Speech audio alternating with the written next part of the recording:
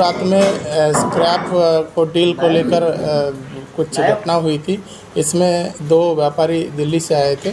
इनके साथ 4 लोगों ने लूट की घटना की गई थी कि इनके स्क्रैप को बेचने के बहाने बुलाए थे और पैसा लेके भाग गए थे। इसमें 2 लोगों का गिरफ्तारी हुई है और जो पैसा लेके भागे तो 100% पैसा बरामद हुआ है और जो शेष 2 अभियुक्तों के विरुद्ध कार्रवाई की जा रही है। जल्दी से जल्दी गिरफ्तारी कर लेंगे और अन्य गैंगस्टर की कार्रवाई भी इसमें किया जाएगा और पूरी टीम को डीआईजी महोदय द्वारा 25,000 रुपये का इनाम घोषित कर दिया गया है। Thank you.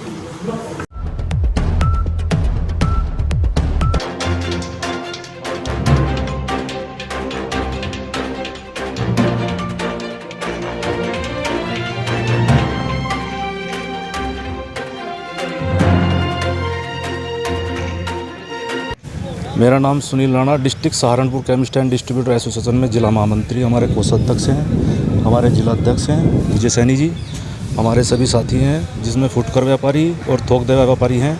आज हम जिलाधिकारी महोदय को एक ज्ञापन देने आए हैं जिसमें दवा व्यापार में आ रही कुछ समस्याएं को अवगत कराया गया है, जिसमें जिलाधिकारी महोदय ने जल्दी उसका निराकरण कराने के लिए हमें कहा गया है। जिसमें हमारी मुख्य समस्या है, एक तो मंडी में जो भीड़ बढ़ रही है उसके कुछ कारण हैं। एक तो दवा थोक मंडी प्रदेश में 4 या 5 जगह है, ऐसे ही सहारनपुर में दवा थोक मंडी हैं जिसमें मेडिकल स्टोर के लाइसेंस बने हुए हैं, जिस पे पूरे ज़िले के पेशेंट आते हैं और वहाँ पे अनावश्यक रूप से पेशेंट को भ्रमित करने के लिए 15 से 50% तक की छूट के बोर्ड लगाए गए हैं जो कि अनावश्यक हैं। किसी भी डॉक्टर का प्रिस्क्रिप्शन आप पर्चा ले जाओ और वहाँ पे अगर 50% की छूट मिले, ये पॉसिबल नहीं है। इसी वजह से हमने डिमांड रखी है कि दवा थोक मंडी में मेडिकल स्टोर के लाइसेंस ना दिए जाएं और उसके साथ साथ जो छूट के बोर्ड हैं वो हटाए जाएं, जिससे आपस में हाँ जी आश्वासन क्या दिया गया? आश्वासन दिया गया है कि वहाँ पे देखो ड्रग एक्ट में कोई ऐसा प्रावधान नहीं है कि लाइसेंस ना दे, लेकिन जो छूट के बोर्ड है वो हटाने के लिए प्रावधान आश्वासन दिया गया है हमें। और क्योंकि पूरे ज़िले का दवा व्यापार इससे प्रभावित हो रहा है, फुटकर जो मेडिकल स्टोर हैं वो प्रभावित हो रहे हैं। एक मेडिकल स्टोर से 5 या 6 लोगों का पेट का पालन पोषण होता है।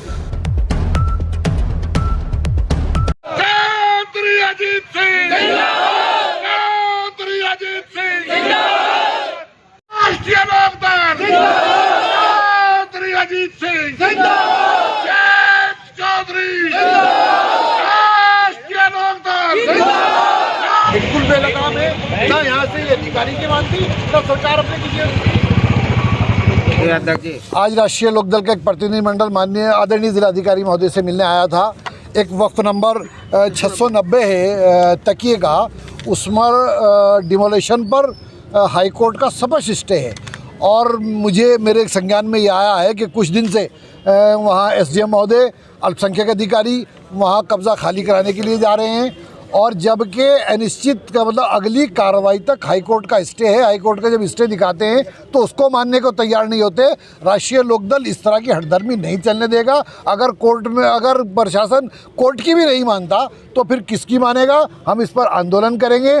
कल ही एक उसके बावजूद भी एक गरीब महिला है जिसका नाम छोटी है, हाई कोर्ट के स्टे होने के बावजूद उसका खोखा तोड़ दिया गया, उस गरीब की रोजी रोटी ख़त्म हो गई। और राष्ट्रीय लोकदल ने हमेशा गरीबों का साथ दिया है, मजदूरों का साथ दिया है, किसानों का साथ दिया है। हम इस पर एक बड़ा आंदोलन करने के लिए तैयार हैं। या तो प्रशासन कोर्ट की माने, हम नहीं कहते हमारी माने, हाई कोर्ट का जो स्टे है उसकी माने। हम आपको उसकी कॉपी भी प्रोवाइड करा देंगे। अगर हाई कोर्ट के आदेशों का भी पालन नहीं होता तो फिर हम ये मांग करते हैं जब तक हाई कोर्ट का स्टे है, अगला आदेश नहीं होता, तब तक कब्रिस्तान में वक्फ नंबर 690 में यथास्थिति बरकरार रखी जाए, कोर्ट के आदेशों का पालन किया जाए।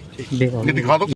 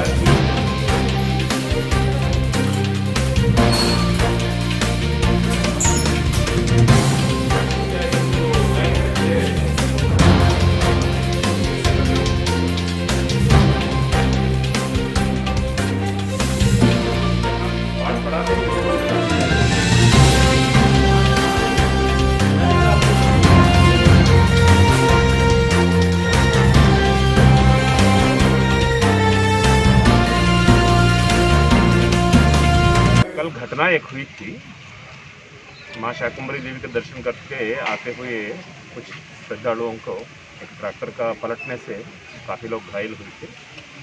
उन लोगों को देखने के लिए आए थे, उनका उपचार वगैरह कैसा हो रहा है और उसके साथ साथ उनका क्या इलाज वगैरह किया गया है, उनसे बात करके जानने के लिए, और घटना भी कैसे हुई है, क्योंकि उस रास्ता में काफ़ी श्रद्धालु जाते हैं। आने वाले दिनों में ऐसी घटना नहीं होनी चाहिए, तो वो घटना कैसे हुई है पता करना पड़ेगा और उसको जांच करके ऐसे स्थिति दोबारा उत्पन्न ना हो, ये सब देखने चाहिए। तो मरीजों से बात किया गया तो इलाज तो अच्छा चल रहा है। CMO साहब और हमारे CMS साहब, डॉक्टर साहिबान और AD हेल्थ सब लगे हुए हैं।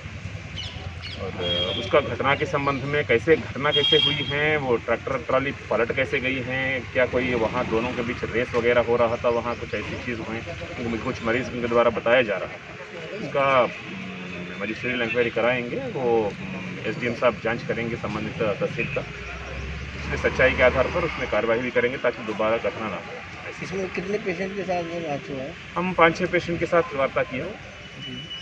कुछ महिला थे, कुछ पुरुष थे, तो वो सबों ने कहता तीव्र गति से एक मोड़ लेने से ऐसा पलट गया करके बता रहे थे। अच्छा, इसमें क्या किसी की जान भी गई है? अब एक बच्चा का डेथ हुआ है बता रहे थे, क्योंकि पेशेंट को पता नहीं है, उनको ट्रॉमा में है थोड़ा सा, तो इसलिए उनको नहीं बताया गया है, मगर वो एक पेशेंट का डेथ हुआ। अच्छा, जो ये हादसा हुआ इसमें क्या पेशेंट की किसी की कुछ हेल्प होगी? जो ये हादसा हुआ इसमें किसी मरीज की कुछ हेल्प होगी? क्या मतलब? कुछ हेल्प होगी मरीज की जो देख लेंगे, वो उनका आर्थिक स्थिति क्या है देख के फिर शासन स्तर से आर्थिक कोष से सहायता मांगने की कार्यवाही जिलाधिकारी को बता देंगे। ठीक है, थैंक यू।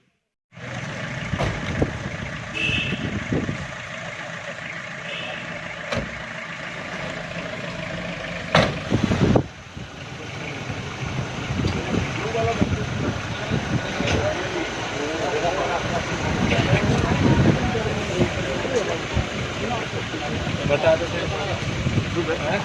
Thank you. यहाँ के लिए मरता है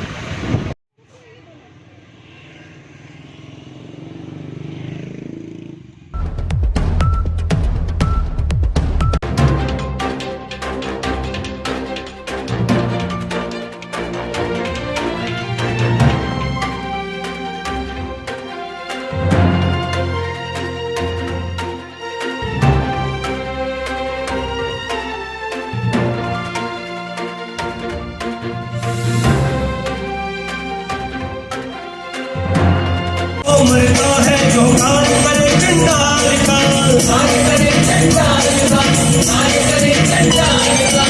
काल उसका क्या करे, काल उसका क्या करे, जो भक्त हो महाकाल का। जय जय श्री महाकाल, जय जय श्री महाकाल।